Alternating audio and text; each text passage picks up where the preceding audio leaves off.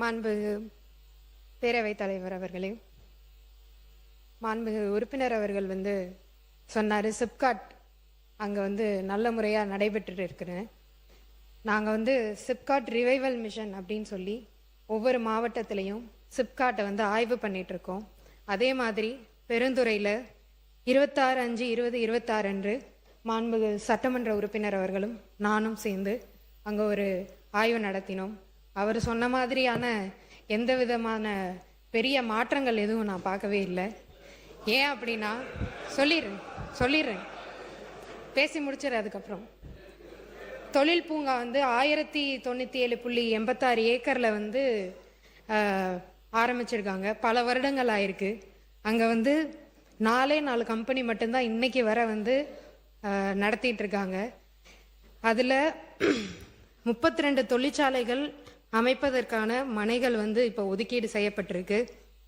அங்கே முதலீட்டாளர்கள் கூட நம்ம ஒரு ஆய்வு நடத்தினோம். அவங்களுடைய கோரிக்கை எல்லாமே தண்ணீர் அங்கே இல்லை, ரோடு வசதி இல்லை, தெருவிளக்குகள் இல்லை, சரியான பஸ் வசதிகள் அங்கே இருக்க மக்கள் சிப்காட்டுக்கு வர முடியாத நிலைமையில தான் இன்னமும் இருந்துட்டு இருக்குன்னு பல கோரிக்கைகள் வச்சாங்க. அதுக்கேற்ற மாதிரி ஆய்வு நடத்தின உடனேயே நீர் வழங்குறதுக்காக 1/6/2026 காவிரி நீர் வழங்கல் திட்டத்தின் மூலமா நம்ம சோதனை ஓட்டம் செஞ்சு அதில் கண்டறியப்பட்ட குறைகள்லாம் திருத்தி 7/6/2026 நிலம் ஒதுக்கீடு செய்யப்பட்ட அனைவருக்கும் நீர் வழங்கியிருக்கும். இதுல 2வது முறையா TNPL மூலமா நீர் வழங்குதல் திட்டமும் செயல்படுத்தப்பட்டிருக்கு. இதுல சாலை வசதி அங்க இருக்க 2 முதலீட்டாளர்கள் கேட்டிருந்தாங்க. சாலை வசதிக்கான டெண்டர் 6/7/2026 அன்று ஒதுக்கீடு செய்யப்பட்டு நாளைக்கு அது ரிலீஸ் செய்யப்படுது. இதன் மூலமா அங்க இருக்க சாலை வசதிகளும் செய்யப்படுது. இது மட்டும் இல்லாம அங்க இருக்க தெருவிளக்குகளும் இதே ஒதுக்கீட்டுல செய்ய போறோம். பேரவையின் அனுமதியுடன் அலுவல் நேரம் நீட்டிக்கப்படுகிறது. மாண்புமிகு அமைச்சர் பேசலாம். இதை தவிர அங்க இருக்க ஒரு பெப்சிகோ நிறுவனம் பல ஆண்டுகளா TTCP அனுமதி இல்லாம இருந்துட்டு இருந்துச்சு. அவங்களுக்கு உடனடியா நம்ம இன்னைக்கு பண்ணி கொடுத்துருக்கோம். இதை தவிர பேருந்து வசதி இல்லை அப்படின்னு சொல்லி பொதுமக்களும் கேட்டிருந்தாங்க. சிப்காட்டுக்கு வரவே முடியல அப்படின்னு சொல்லி. அப்பதான் லோக்கல்ல இருக்க ஜாப் ஆப்பர்ச்சுனிட்டி அதிகமாகும். அதுக்கான வசதிகளும் ஏற்படுத்தி தருவதற்காக TNSTCக்கு கடிதம் எழுதி அதுக்கான சேவைகளும் நம்ம இப்போ தொடங்கியிருக்கோம். இதை தவிர அங்கே இருக்க அங்கே CCTV கேமராவே கிடையாது. அதுக்கான வசதிகளும் ஏற்படுத்தியிருக்கோம். இதை விட என்ன இதுன்னு பார்த்தீங்கன்னா அங்கே துணை மின் நிலையமே கிடையாது.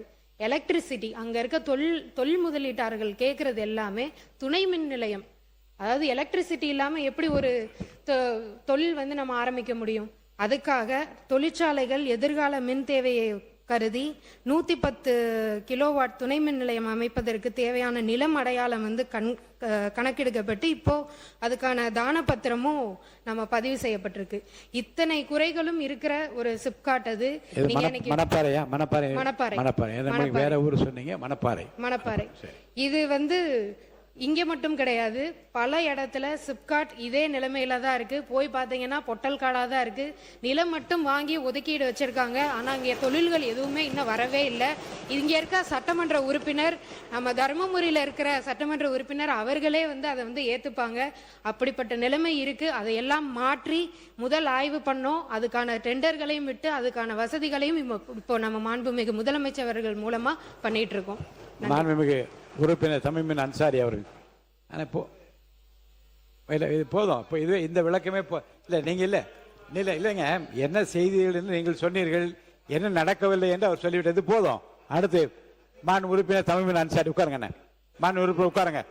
மாண்பு உறுப்பினர் தமீமின் அன்சாரி பேசுங்க. போதும் பேசுங்க. குடிதண்ணீர் நம்முடைய இண்டஸ்ட்ரீஸ் மினிஸ்டர் சொன்னாங்க, குடிதண்ணீர் நாங்கள் கொண்டு கொடுத்துட்டோன்னு சொன்னாங்க.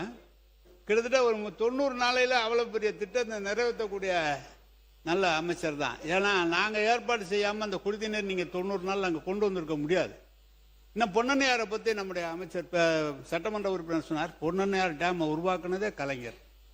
அதுவும் காவிரியிலிருந்து கொண்டு வந்து தண்ணி கொடுக்கணும்னு சொல்றீங்க. காவிரியிலிருந்து தண்ணீர் கொடுத்தோம்னா அதனுடைய வரைபடம், பூலோக வரைபடம் பார்த்தீங்கன்னா அந்த மணப்பாறை பகுதியில் ஒரு பகுதி மட்டும் தான் தண்ணி பாயும், எல்லா இடத்துக்கும் தண்ணி போகிறதுக்கு வழி இல்லை. இதெல்லாம் கடந்த கால உண்மை. நீங்க வந்து 90 நாளைக்குள்ள எல்லா வசதியும் செஞ்சு கொடுத்தா ரொம்ப சந்தோஷம் தான், மகிழ்ச்சி. மாண்பு உறுப்பினர், மாண்பு அமைச்சர் பேசுறீங்களா? மாண்பு அமைச்சர். மாண்பு பேரவைத் தலைவர் அவர்களே, இதற்காக தான் நான் மறுபடியும் சொன்னேன், டிஎன்பிஎல்ல இருந்து இரண்டாவது முறையாக அந்த இரண்டாவது கட்ட நிலையாக நீர்நிலை அது மூலியமாகவும் தரப்போறோம் அப்படின்னு நான் சொல்லியிருந்தேன். நன்றி. மாண்பு உறுப்பினர் தம்பிமன் அன்சாரி.